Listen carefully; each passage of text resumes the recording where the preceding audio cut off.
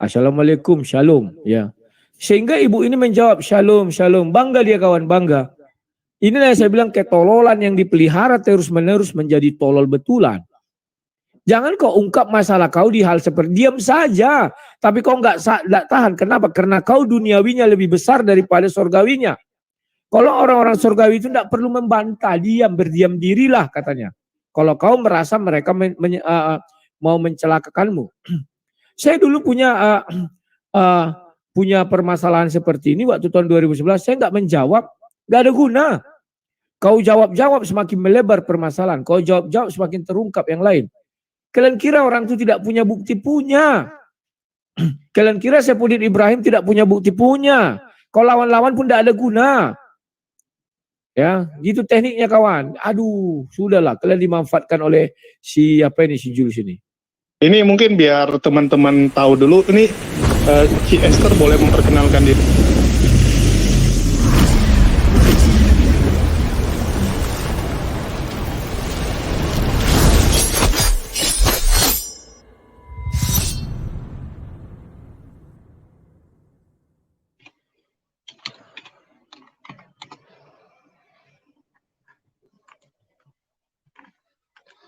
Assalamualaikum warahmatullahi wabarakatuh. Jumpa lagi dengan saya ya, Dr. Akal di channel kesayangan kita, Hidayah Mualaf Channel. Channel yang mengedukasi dan menghibur. Channel di mana Oten yang datang untuk belajar akan pulang membawa ilmu, sedangkan Oten yang datang kejang-kejang akan makan tak sedap, tidur pun tak bisa sleeping ya. Dan kali ini kita akan membahas tentang Rudy Yohanes ya, si Wak Labu ini yang mentolol-tololkan pendeta Esther Rumapea ya. Saya nggak tahu ini si Rudy ini kenapa selalu merasa dirinya paling pintar, dirinya paling hebat, dirinya paling mulia di antara semua apologet atau pendebat Kristen ya, selalu merasa dirinya yang paling luar biasa. Ya seakan-akan, wah saya ini suci, kalau yang lain nggak ada sucinya gitu ya, nggak ada baiknya. Yang lain itu tolol, kalau saya pintar. Padahal ya Rudy Yohanes ini nggak lebih dari orang yang jualan koyo. Ya, ngata-ngatain pendeta itu hanya penjaga kuil, ya sedangkan dia itu pendebat. Waduh, gila ini. Padahal dia sendiri yang mengatakan dia nggak mau jadi pendeta karena dia nggak bisa hidup benar. Ya, Rudy sendiri yang mengatakan, wah saya nggak mau jadi pendeta karena saya belum bisa hidup benar. Terus kamu ngata-ngatain pendeta itu penjaga kuil. Kata-katainlah semuanya kalau berani gitu. Jangan katain Esther Rumapea aja. Semua pendeta kamu kata-katai. Ya, bukankah pendeta yang lain kamu angkat telur juga? Si Rudy ini memang nggak kelewatan ya. Yang mau dijilat, dia jilat. Yang mau dia kata-katai, dia kata-katai. Ya, tapi itulah mentalnya si Rudy Yohanes ini ya. Padahal kelakuan dia seperti apapun, ya kita juga bantu simpanin aib dia. Ya, banyak kesalahan dia, ya itu kita simpanin juga gitu. Tapi udah kita dengar dulu lah ini pernyataan Rudy yang menyatakan bahwa pendeta Esther ya, istri dari Pastor Joshua Teu, itu tolol ya, dia bilang ya, orang tolol. Kita dengarin dulu.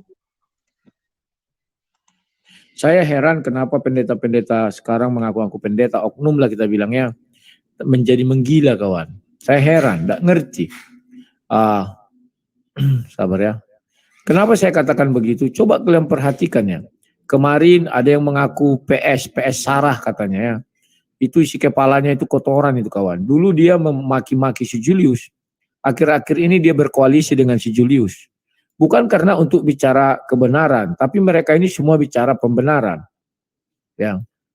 Saya tidak tahu apa kebenaran yang mau mereka tawarkan dari cerita-cerita seksual mereka ya. Kalau pembenaran ya banyak.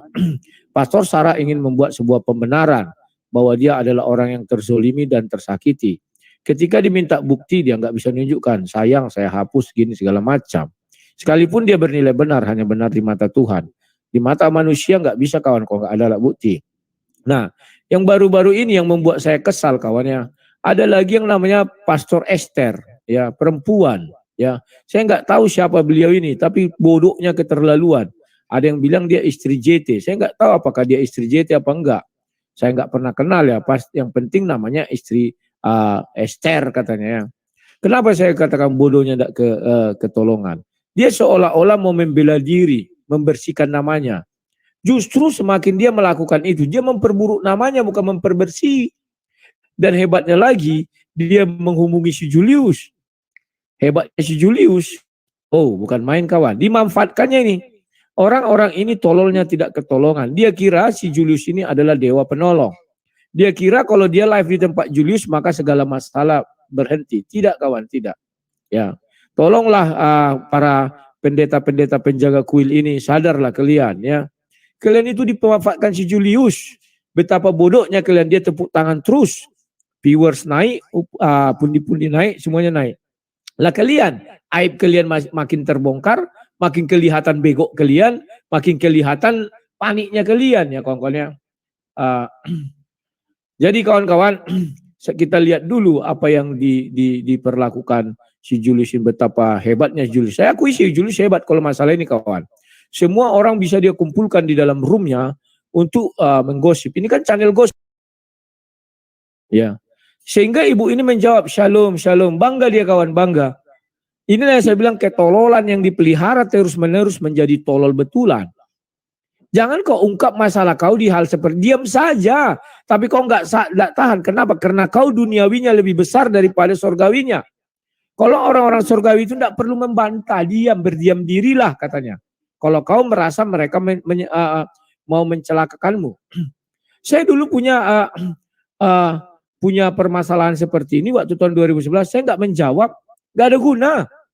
Kau jawab-jawab semakin melebar permasalahan. Kau jawab-jawab semakin terungkap yang lain. Kalian kira orang itu tidak punya bukti? Punya. Kalian kira Saifuddin Ibrahim tidak punya bukti? Punya. Kalau lawan-lawan pun tidak ada guna. Ya, gitu tekniknya kawan. Aduh, sudahlah. Kalian dimanfaatkan oleh si Julius ini. Ini mungkin biar teman-teman tahu dulu. Ini orang tahu apa yang orang yang suka mengadu domba orang yang suka menjurumuskan orang, kok mau? Ingat dulu PS Sarah itu betapa marahnya sama Julius, mau membunuh segala macam. Sekarang apa? Berkongsi kawan. Karena isi kepala PS Sarah itu memang kotoran. Dari dulu sudah saya ingatkan, itu kepalanya kotoran. Itu udah sakit jiwa. Ya, orang-orang ini kelainan jiwa semua sekarang. Loh, kelainan jiwa nggak harus gila kok. Ya, ada banyak bentuk-bentuk ya. Oke, kita lanjutkan. Oke ya, jadi clear. Kalau Rudy Yones mengatakan bahwa mereka ini orang tolol ya. Inilah orang ya, kalau udah gila, teriak orang lain gila pastinya. Yang saya bingung adalah kenapa orang seperti Rudy Yones masih ada pendukungnya. Ya, malah yang harus saya katakan tolol itu adalah orang-orang yang mendukung Rudy Yohanes. Rudy itu nggak lebih daripada orang jualan koyo. Apa yang bisa dia? Ya, dia ngerti Alkitab aja enggak. Bahasa asli enggak. Ya, nggak ngerti dia. Asal usul kenapa Yesus bisa jadi Tuhan di terjemahan LAI nggak ngerti. Nggak tahu si Rudy itu. Ya, kelasnya itu bahkan sama penonton, ilmu penonton lebih jago daripada Rudy Yohanes. Tetapi Rudy memang lebih jago bacot, lebih jago ngomong. Kelebihan dia itu, dia pandai jualan koyo. Ya, nggak lebih dari itu. Jadi memang talenta dia tuh hanyalah ngibul, kalau saya bilang ya, nggak lebih dari itu.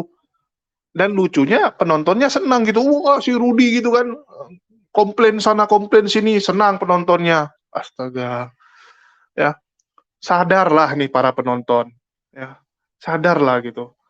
Kalian dengar Rudy, kalian pikirkan gitu. Kalau Rudy ngomong, dengarin. Apa kalian pikir baik-baik, benar nggak yang dia ngomong? Sama gitu. Kalau saya ngomong, kalian pikirin, ya. Saya bukan tipikal Rudy harus percaya saya gini, enggak. Kalian pikirin masing-masing. Apakah kalian pikir ya, orang sekelas Pendeta Esther yang kerjanya konselingkan orang lain, apakah dia bodoh? Tentu saja enggak. Ya. Kalau Rudy Yohanes nggak pernah konseling orang, dia paling konseling mama-mama. Ya, Rudy itu kelasnya konseling ya, konseling orang-orang punya kasus mungkin kayak nyuri ayam, ya, kasus-kasus uang belanja, itu yang Rudy konseling. Nggak pernah dia konseling kelas atas, nggak bisa, nggak masuk kemampuannya gitu. Ya. Jadi Pendeta Esther pun tahulah membedakan mana yang boleh, mana yang enggak, mana yang benar, mana enggak. Ya. Rudy boleh ngomong, wah si Julius ngadu domba gini-gini. Ya, Pendeta Esther bisa rasakan sendiri, saya ada adu domba nggak? Nggak pernah. Ya. Kalau saya mau, banyak yang bisa saya jadikan konten, saya nggak mau. Saya tahu mana yang boleh, mana yang enggak. Ya. Aibnya si Rudy, ya, bagaimana kelakuan dia dengan perempuan, Saya punya, adakah saya bongkar? Enggak, saya nggak mau bongkar. Ya karena saya lihat kelakuan dia udah kelewatan, saya cuma kasih clue-clue aja gitu. Yang kemarin ngomong juga Bang Luga ya, bukan saya. Kalau mau saya bongkar, banyak screenshotnya sama saya. Ya. Bukti-buktinya ada semua, cuman ngapain? Nggak kelas gitu ya. Jadi, aduh, udahlah, stop lah. Kalian bisa nilai sendiri mana orang yang ngomong itu munafik, mana yang enggak. Ya.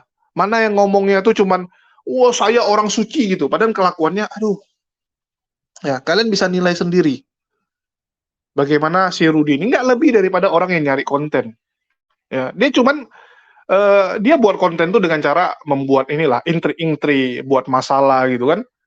Ya inilah ciri-ciri Yudas. Ya, memang jiwanya si Rudy Yohanes tuh jiwanya Yudas Iskariot, pengkhianat di dalam diri dia. Ya. Itulah kenapa teman-teman bisa lihat, ya teman-teman Kristen kalian lihatlah, ada nggak yang cocok sama Rudy? Nggak ada. Nggak ada pendebat Kristen yang mau berteman sama Rudy. Karena kenapa? Si Rudy itu nggak mau ya ada orang yang setara sama dia atau lebih tinggi dari dia. Dia maunya semua orang di bawah dia. Yang bisa itu ya penonton. Ya. Yang dibawa-bawain sama dia terus gitu. Pokoknya harus dialah yang di atas. Ini namanya star syndrome. Ya. Selalu merasa dirinya yang paling tinggi, merasa dirinya paling hebat. Ini penyakitnya si Rudy. Tapi ya kita balik lagi lah. Ya. Teman-teman bisa lihat bagaimana dia mentolol-tololkan pendeta Esther dan juga mengatakan bahwa pendeta itu nggak lebih daripada penjaga kuil gitu ya. Ya kalau gitu kenapa nggak kau bilang aja hilangin jabatan pendeta gitu. Lihat kalau nggak kamu diketokin sama pendeta-pendeta yang lain. Ya. Inilah si Rudy nih. Otaknya isi kepalanya tuh kotoran semua. Dan dia nularkan kotoran itu ke orang lain. Ya. Inilah lucunya dia, kita putar lagi. Lagi kawan. Tapi apa yang sudah beredar selama ini di YouTube, Terbela. Goblok, nggak terbela. Saat itu kau senang. Setelah live itu ditutup, hatimu tetap gelisah. Orang sudah mengetahui. Dan di tempat Pak Mangapul ini sudah dibahas. Di tempat saya juga saya bahas. Makin terjepitlah JT. Makin senterlah semua orang jadi ingin tahu. Benar nggak JT main sama si Sarah? Melkinya dijilati kata si Sarah. Nggak mungkin si Sarah ngomong besar-asalan. Ya kongkolnya. Ngapain diumbar seperti ini? Kalau memang mau melaporkan, laporkan ke polisi. Sudah. Biar polisi memproses. Nggak usah pala jumpa pers kayak sok-sokan. Biar membersihkan nama. Nggak bisa. Orang sekarang bukan orang-orang bego dan tolol. Kalau kalian memang tidak melakukan itu, orang pun akan percaya. Oh tidak. Nggak usah pun dibela-bela, enggak. Tapi biasanya orang yang melakukan ini karena memang melakukan. Maka dia membutuh satu pengakuan dari dunia bahwa dia tidak bersalah. Nggak bisa. Paham ya kongkolnya? Gampangnya melihat. Ya, tahun 2011 saya mengalami hal yang sama. Disuruh saya membela diri, saya nggak mau. Karena ada isi atau Alkitab, berdiam diri saja. Biar itu urusanku dah katanya. Lawan-lawanmu itu lawanku. Sekarang dia merasa benar. Ya berdiam diri saja. Tapi yang terjadi apa? Dia mau meluruskan, dia mau membersihkan namanya. Nggak bisa. Saipudin di luar negeri pasti akan berkotek. Sarah di dalam negeri berkotek juga. Semua orang jadi tahu. Tapi andai kata si Saipudin dulu nggak ditanggapi, nggak banyak yang tahu. Saipudin dulu kan tidak nyebut nama. Hanya menyebut inisial di Kalibata. Ya sudah biarin saja, jangan ditanggapi, slow. Tapi karena kalian melakukan, dugaan saya mereka melakukan. Maka dia harus buru-buru mau membersihkan diri. Dia kira dengan ucapan seperti itu, orang bisa merasa, oh ya ini bersih. Gak bisa. Ribuan orang menonton. Apakah mereka bongak semua, tolol semua? Tidak. Mereka tahu.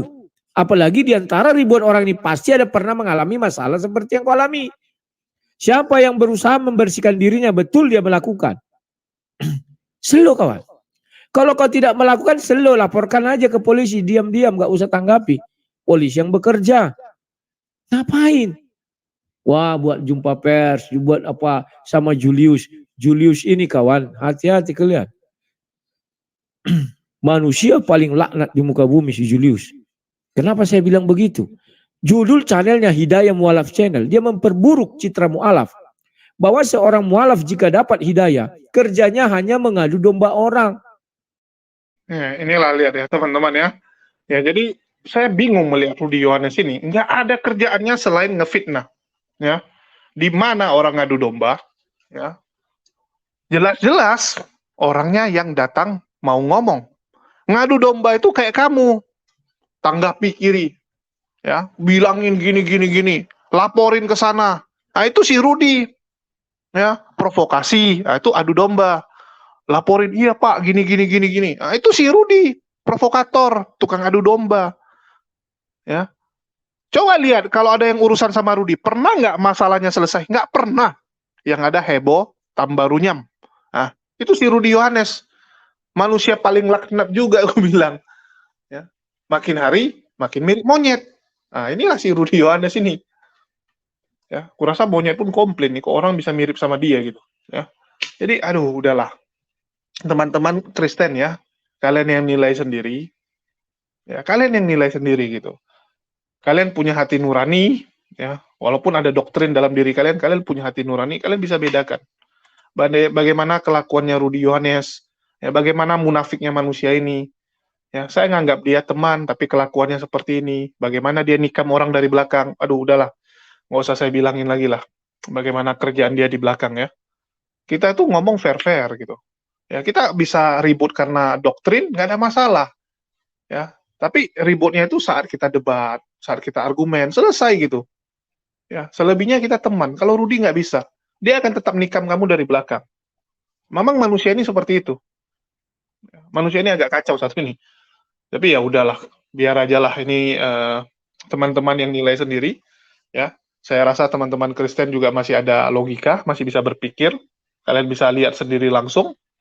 Ya, bagaimana kelakuan dari si Rudi ya. Semua juga dikata-katain. Siapa yang nggak dikata-katain demi viewers kalau si Rudi ini? Ya, semua pendeta juga, wah, dikomplainin sama dia. Satu persatu dikomplainin. Kenapa? Karena dia memang harus gitu. Harus ada intrik, ada permusuhan. Rudi itu cuma jualan itu.